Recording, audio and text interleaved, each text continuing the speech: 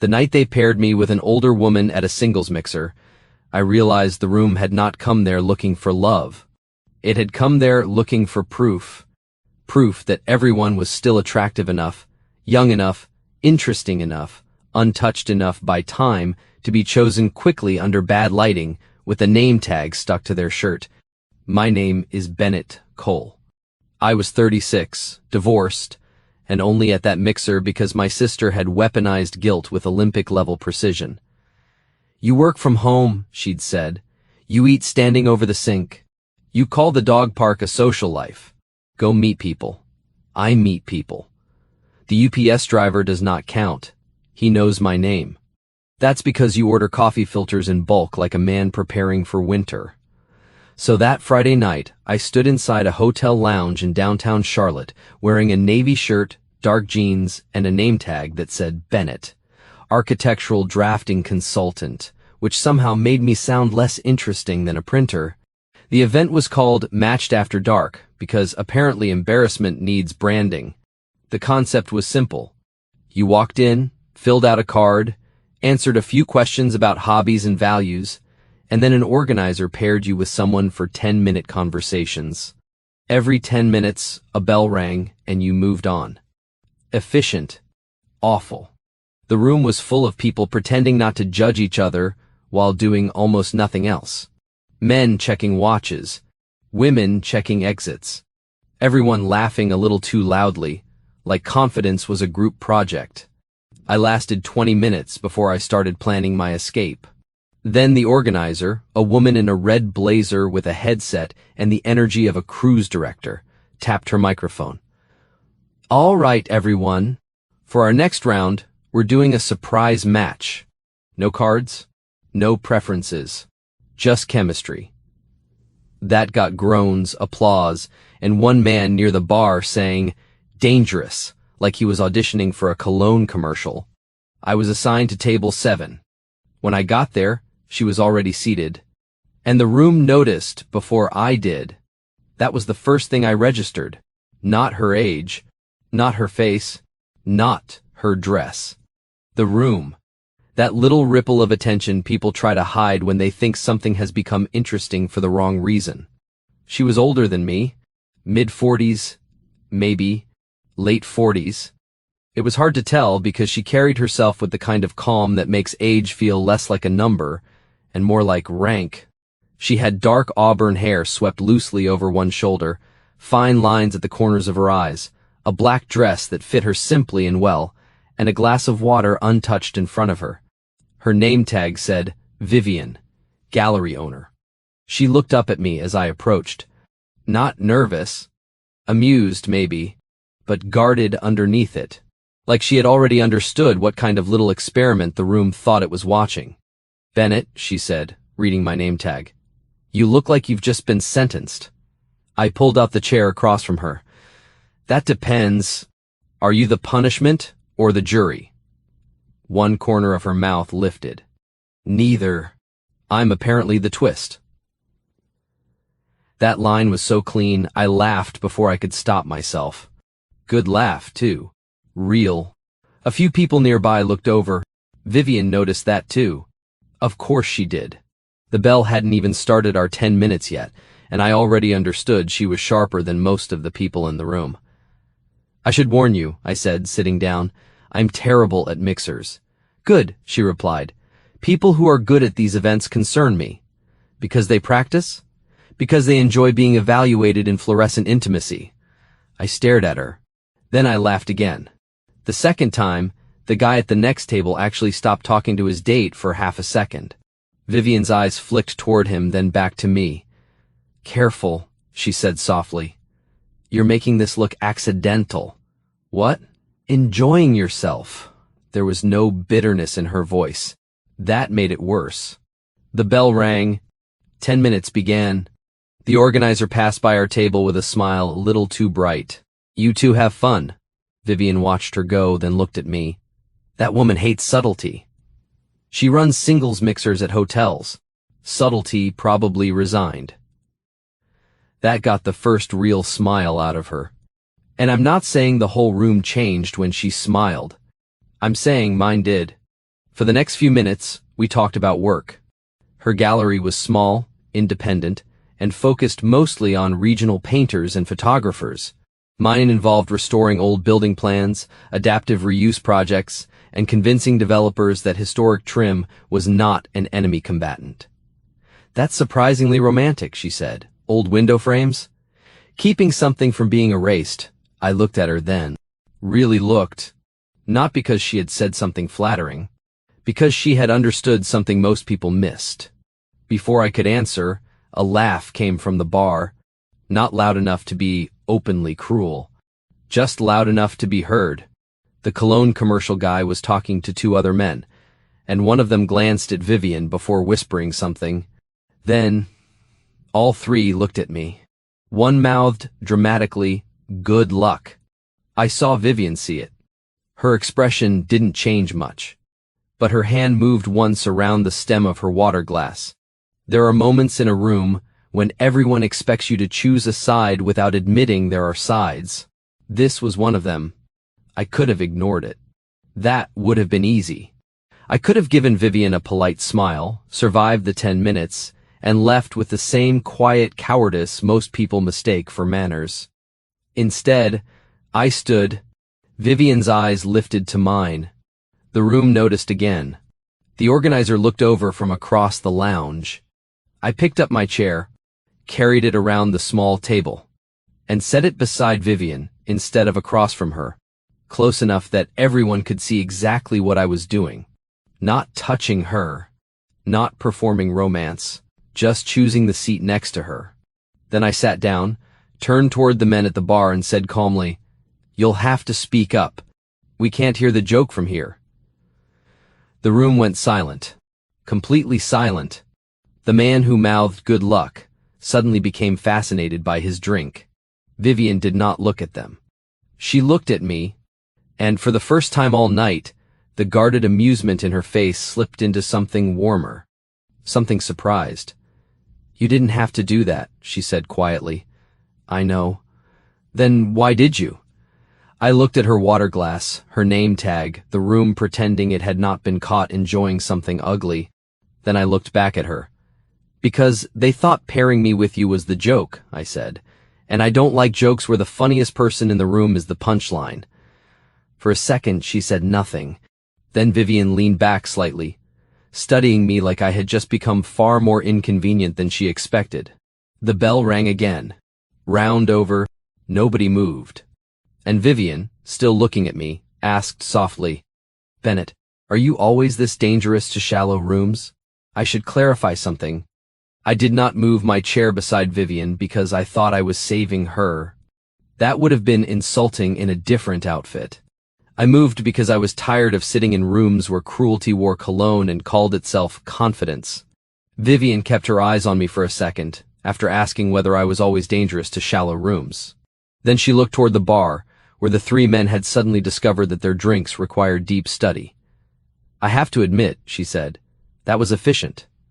I try not to waste public embarrassment. Yours or theirs. Depends who earns it."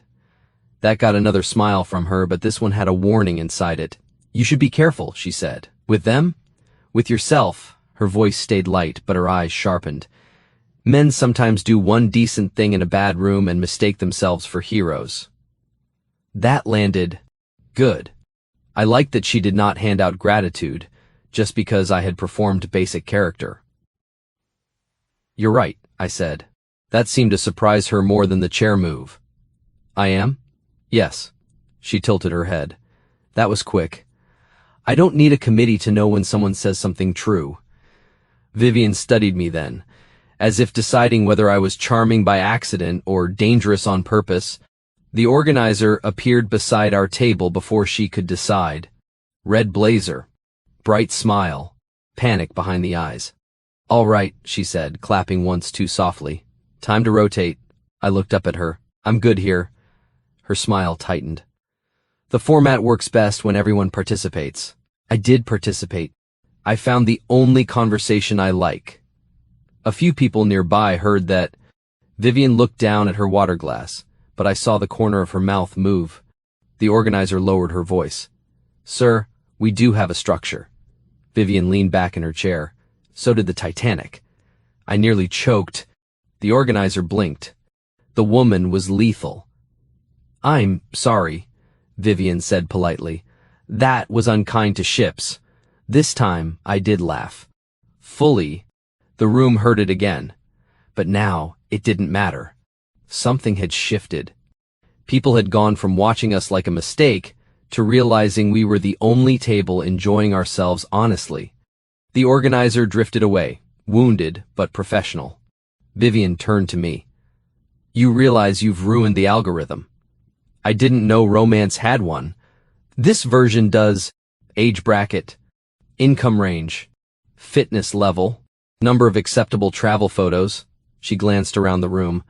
Apparently the heart wants mild compatibility and a decent LinkedIn photo. That explains why mine's failing. You have a bad LinkedIn photo? I look like I was being held politely against my will. That may be the most honest LinkedIn photo in America. We lasted through half of the next round before giving up. Not dramatically. We didn't storm out. We simply stood at the same time, which somehow felt more suspicious. The organizer saw us leaving and tried one last time. Vivian, Bennett, are you sure? The final round includes preference cards. Vivian picked up her coat. I think I've had enough democracy for one evening. I opened the door for her, not as a performance, because it was there. Outside, the hotel lobby was cooler and quieter, all marble floors and expensive plants nobody was allowed to touch. Vivian walked beside me without speaking until we reached a small seating area near the windows. Then she stopped. Why are you really leaving? She asked. I looked at her. Because I want to talk to you somewhere people aren't taking mental attendance. No. Her eyes held mine. Why are you leaving with me? There was no flirtation in the question. Not really. It was a test of precision. So I didn't give her a polished answer. Because you're the first person tonight who made me forget I was trying to survive the evening. Her expression changed. Not softened exactly, but something in it quieted. That's a better answer than I expected, she said. I also have worse ones if you prefer balance. Later, we walked 2 blocks to a small bar attached to an old theater. Not loud, not trendy, just dim lights, a long wooden counter, and jazz playing low enough that nobody had to shout. Vivian chose a booth near the back. The server came by. She ordered sparkling water with lime. I ordered black coffee because apparently my idea of nightlife had become a diner with better furniture. She noticed. Coffee at a bar? I'm divorced. My rebellion has limits. That made her smile into her water. There it is, she said. What? The reason you look like you were waiting for the fire exit. I laughed once. That obvious? To me, I wasn't sure whether I liked how she said that. I did. That was the problem. My sister made me go, I said. She believes my post-divorce life has become too quiet. Has it? Yes. No hesitation. I've been accused of over-editing my own feelings. I'm trying a new system. What system? Answer before I can make it sound better. Vivian looked at me for a long second. Then she said, That sounds dangerous. You like that word. I like accurate words. Fair. The server brought our drinks. Vivian squeezed lime into her water slowly, buying time or giving it to me. I couldn't tell which. Then she said, My friend bought my ticket. To the mixer? Yes. She told me it was elegant, curated, and age-inclusive. Vivian's smile turned dry, which, translated from hopeful friend, meant I would be the oldest woman in a room full of people pretending not to notice. You almost left. Yes. When? When the organizer looked at me and said, Don't worry, we have someone open-minded for you. My hand tightened around my coffee cup. Vivian saw it. Careful, she said again, but softer this time. Don't turn angry on my behalf if it makes you stop listening. That line was so good it annoyed me. So I listened. She looked down at her glass. I'm not ashamed of being older than you, Bennett. I'm not ashamed of my face, my life, my history, or the fact that I don't look like I did at 28. Her eyes lifted to mine. But I am tired of rooms acting like a woman past 40 is either invisible or brave for showing up. That one stayed in the air. I didn't rush to fill it. Eventually I said, "For what it's worth, I noticed you before I noticed the room." Her expression flickered. "You're good at that," she said. "What?" "Saying something that almost sounds like a line, then making it too specific to dismiss. I can make it worse. Please don't. I noticed your water first." That got a laugh out of her. "My water? You hadn't touched it." Everyone else was drinking like social anxiety had a 2-item minimum. You were just sitting there, perfectly still, like you'd already solved the room and disliked the answer. Vivian looked at me then in a way that made my coffee feel suddenly unnecessary. "That," she said quietly, "is exactly what happened." And for the first time all night, the age difference stopped feeling like the room's judgment and started feeling like the least interesting thing about her. Then her phone lit up on the table. She glanced at it. Her face changed. I didn't ask. She turned the screen slightly toward me anyway. A text from someone named Marissa. "Please tell me you didn't leave with the younger guy. People are talking." Vivian stared at it. Then she laughed once, but there was no humor in it. I looked at the message, then at her, and before I could stop myself, I said, "Let them." Her eyes lifted, not amused this time, interested. "Bennett," she said, "that is either confidence or trouble." I held her gaze. "Maybe both." I should have known better than to say maybe both to a woman like Vivian Vale. She didn't blush. She didn't giggle. She simply watched me across the booth with that calm, assessing expression, as if I had handed her an interesting object and she was deciding whether it belonged in a gallery or in evidence. Then she set her phone face down. "Trouble usually sounds better before it costs anything," she said. "That sounds like experience." "It is."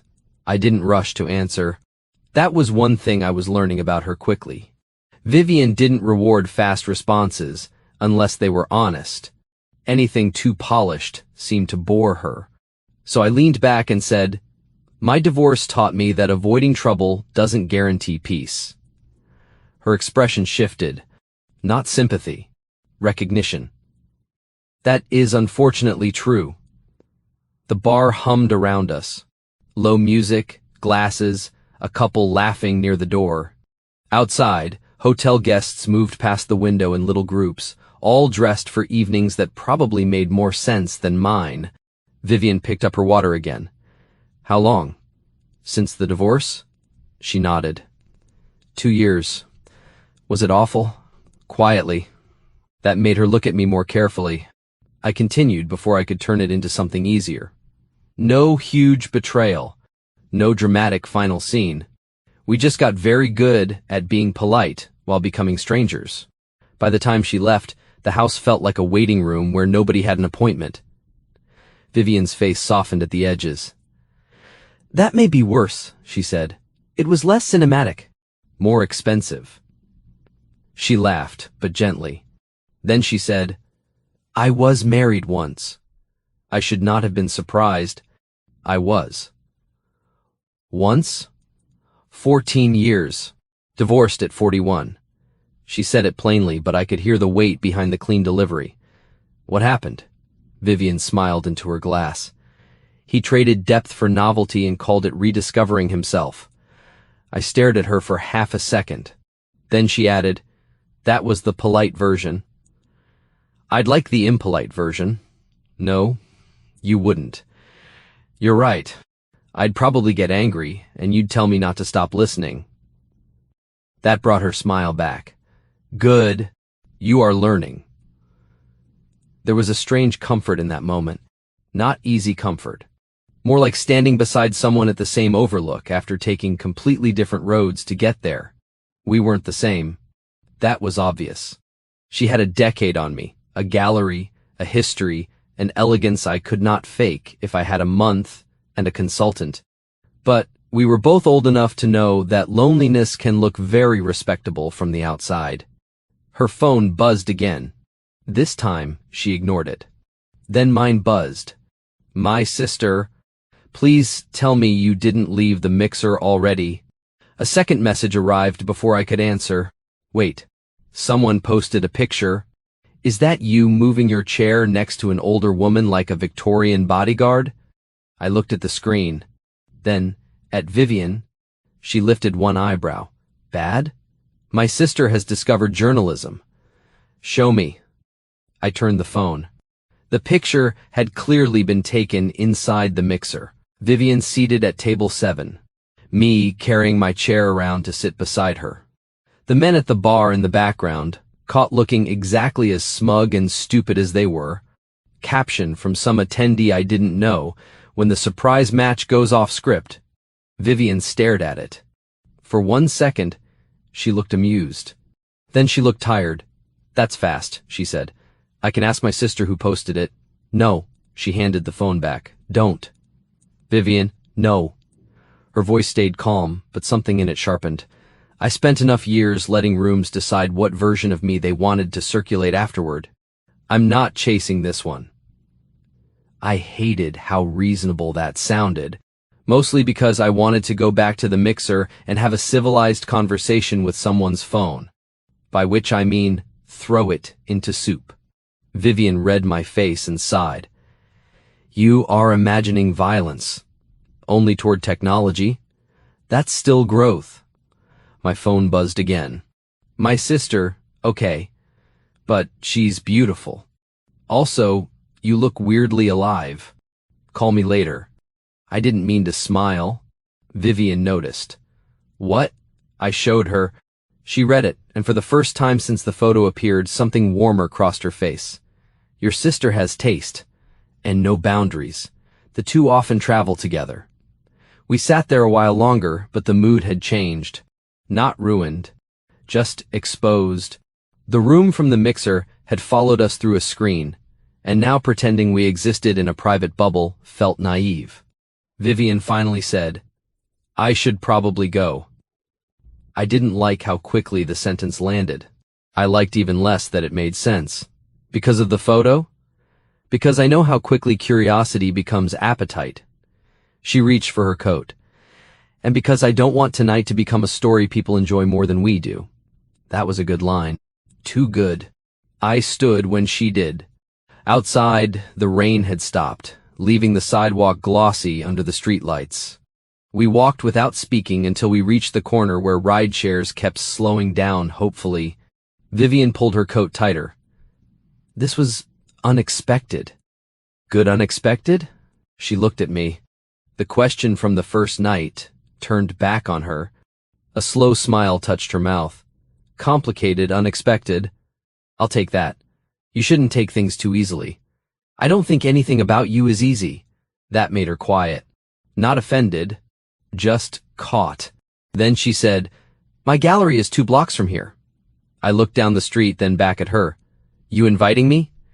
I'm deciding whether I'm brave or foolish. Those often share office space. Her eyes narrowed. You stole my line structure. I'm adapting. For a second, she looked younger than she had all night, not because age vanished, but because guardedness did. Then she nodded toward the street. Come on, Bennett. Before I regained judgment. The gallery sat between a closed tailor and a wine shop, its front window dark except for one low security light.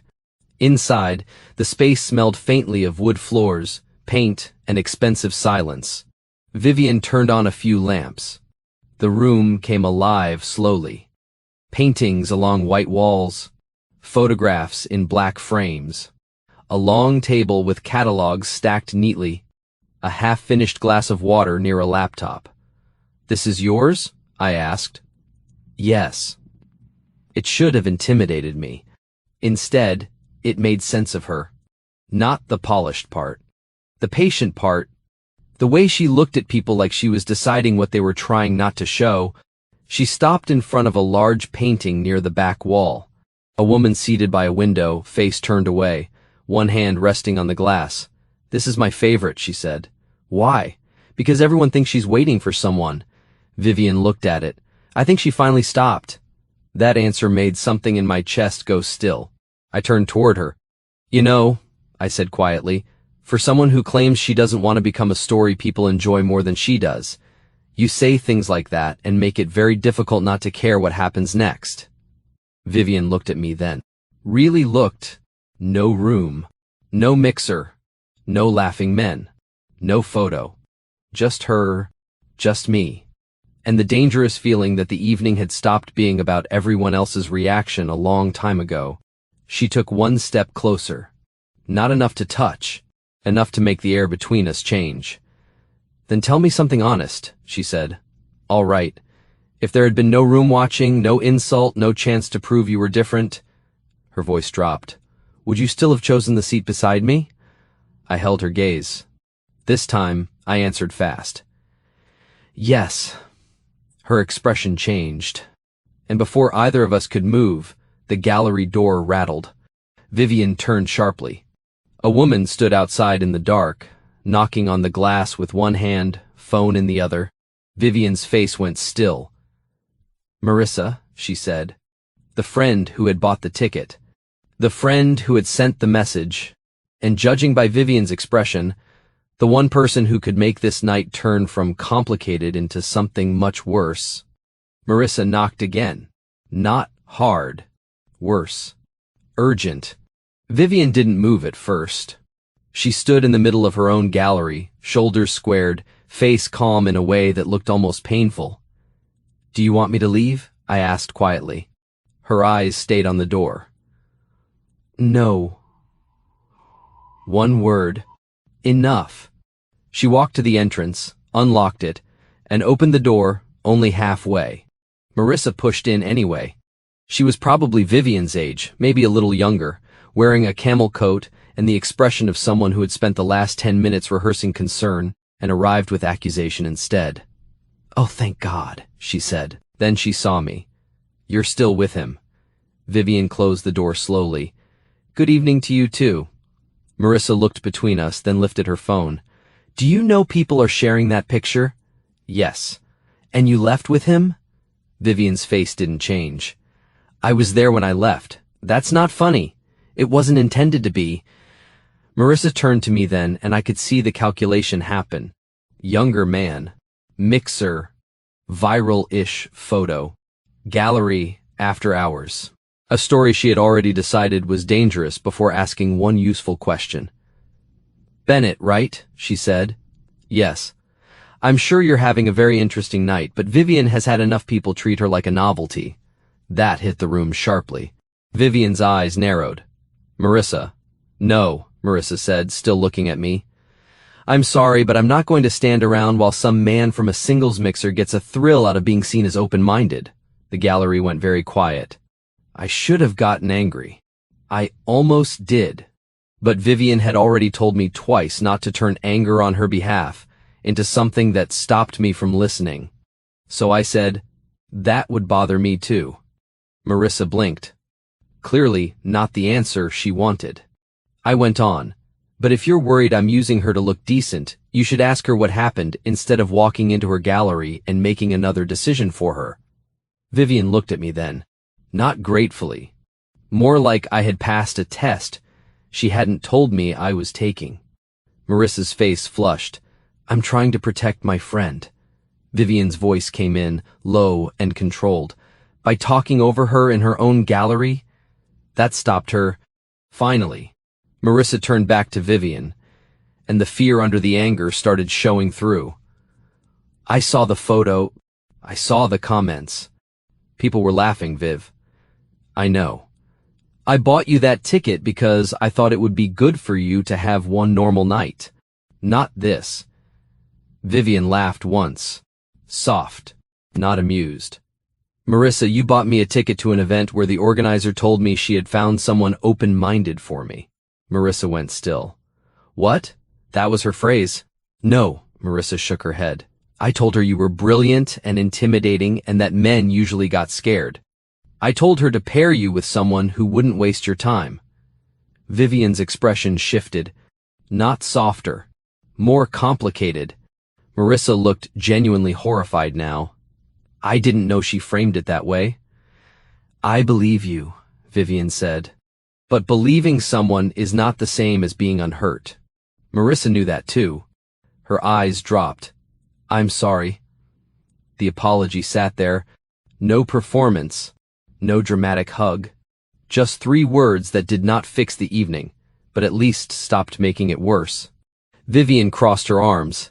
You can worry about me without managing me. I know. Do you? Marissa swallowed. I'm learning in public, apparently. That got the faintest smile out of Vivian. Barely. But enough. Then Marissa looked at me again. This time less like an investigator and more like a woman trying to understand the damage before she stepped on it. You really moved your chair next to her? I did. Why? Vivian started to answer, but I shook my head slightly. Not to silence her. To take responsibility for my own choice. Because the room wanted distance, I said, and I didn't. Marissa studied me. Then, slowly, she nodded. That's either a very good answer or a very practiced one. Fair. Vivian looked almost pleased. He accepts fair criticism. It's unsettling. Marissa's mouth twitched despite herself. The tension loosened by 1 degree. Not enough to make the night easy. Enough to let everyone breathe. A few minutes later, Marissa left after making Vivian promise to text when she got home.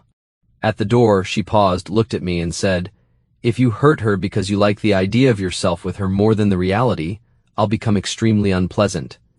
I'd expect nothing less. Good. Then she left. The gallery door closed behind her.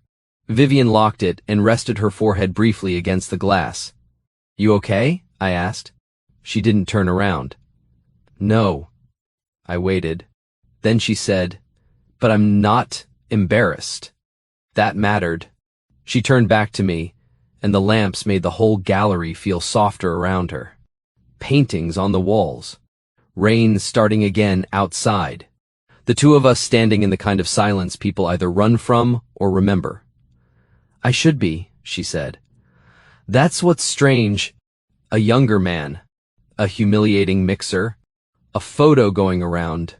My friend bursting in like I've lost judgment. She looked at me. There are so many convenient reasons to feel foolish. And do you? No. Her voice dropped slightly. I feel awake. That went straight through me. I took 1 step closer. Vivian. She lifted 1 hand. Careful. I know. No, you don't. Her eyes held mine. I'm not a daring story for you to tell later. I'm not proof you're different from the men in that room. I'm a woman who has spent years being told what kind of attention she should be grateful for. I know, I said quietly. Do you?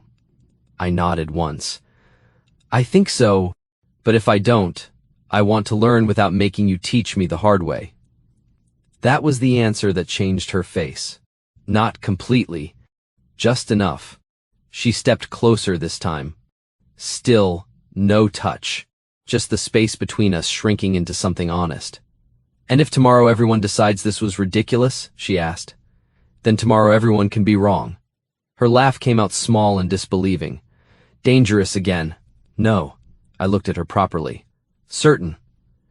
Vivian's eyes moved over my face like she was looking for the performance and not finding it. Then she reached up, touched the edge of my collar with 2 fingers and said, You have no idea how careful I'm trying to be. I do, I said, because I'm trying too. That was when she kissed me. Not like a woman trying to prove she could still be wanted. Not like a man trying to prove he was brave enough to want her. It was quieter than that. More deliberate. A choice made with the lights on, after the room had already done its worst and failed to make her small. When she stepped back, she looked almost annoyed at how affected she was. I felt the same. Good? Unexpected? I asked softly. Vivian looked at me for a long second. Then she smiled. Very inconveniently good. Someone inside lifted a phone. Vivian saw it. So did I. For half a second, neither of us moved. Then she reached for my hand. Not to hide, not to perform, but to decide. And when the phone camera pointed toward us through the glass, Vivian turned slightly toward me and whispered, Let them see the part they don't understand. Vivian did not let go of my hand. That was the first thing I remember clearly, Not the car outside. Not the phone pointed at the gallery window. Not the strange, stupid feeling of being watched by someone who wanted a story without earning the truth. Her hand in mine. Warm. Steady. Deliberate. The person in the car took the picture anyway. Of course they did. Then the car pulled away, and the gallery went quiet again, except for the rain tapping against the glass. Vivian looked at the empty street, then down at our hands. For a second, I thought she might pull away. She didn't. Instead, she said, "There it is." What?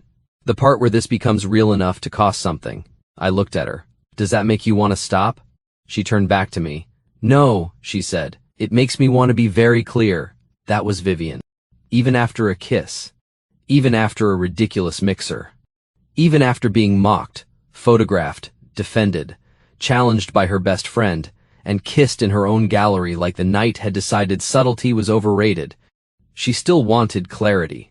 So we sat at the long table near the catalogs and had the least romantic conversation two people can have after a first kiss, which made it strangely perfect. She told me she would not be someone's rebellion. I told her I did not need a rebellion. I needed a life with more truth in it.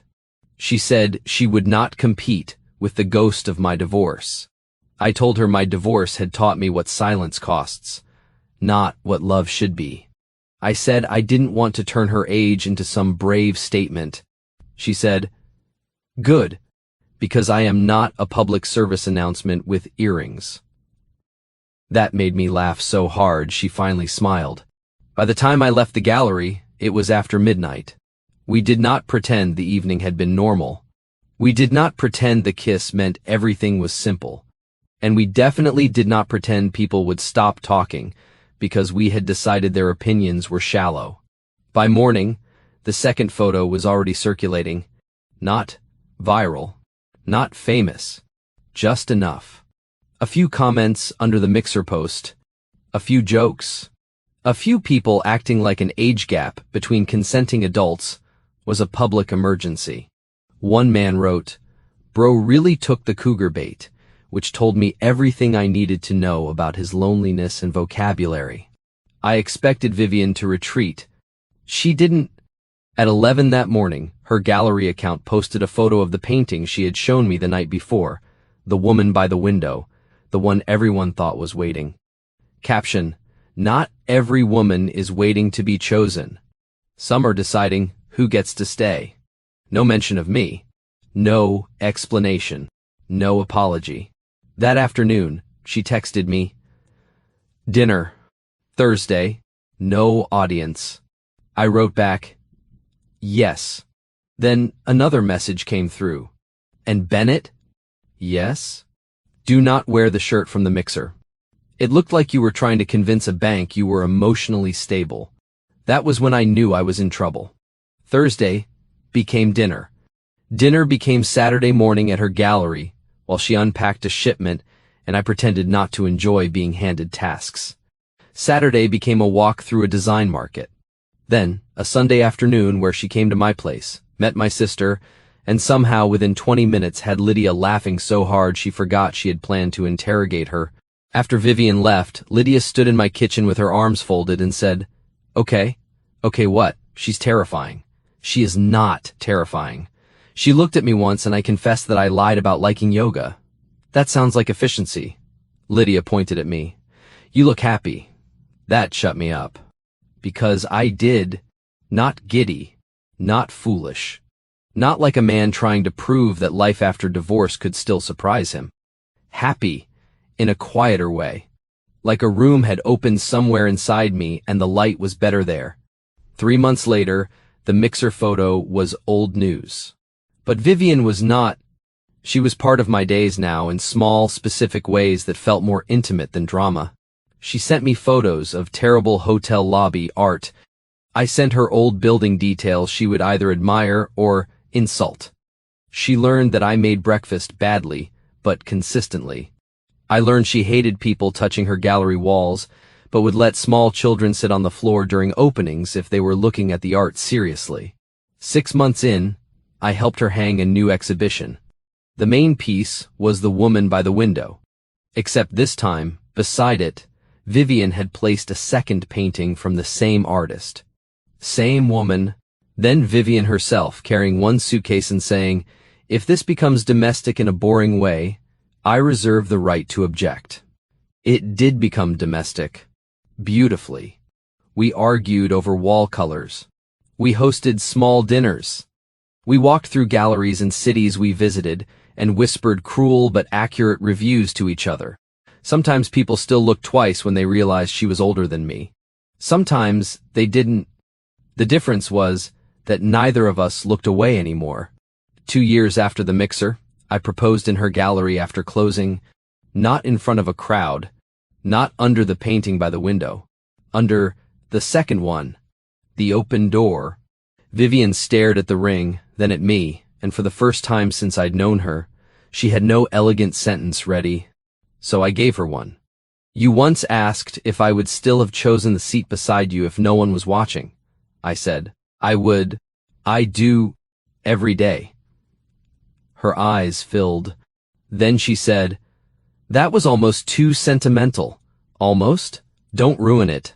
"I won't." She said yes. Then she kissed me in the empty gallery, and this time nobody was outside with a phone. Years later, when people asked how we met, Vivian usually said, "A very badly designed singles mixer." I'd say, "Best bad room I ever walked into." And she'd give me that look, the one that still made me feel like I had been chosen by the sharpest person in the room, not because I made a scene, but because I stayed after the scene was over. The truth was, they paired me with an older woman because they expected discomfort. They expected the wrong reaction. They expected her to be the test. But they had it backward. The test was never whether I could see past her age. The test was whether I could recognize a woman who had already become exactly herself, and be brave enough to sit beside her. What would you have done if you were paired with someone at a singles mixer and realized the whole room expected you to treat her like a joke? And have you ever seen people underestimate someone just because of age, appearance, or assumptions before they even knew the person? Tell me your story in the comments. If you liked this one, leave a like, subscribe, and I'll see you in the next video.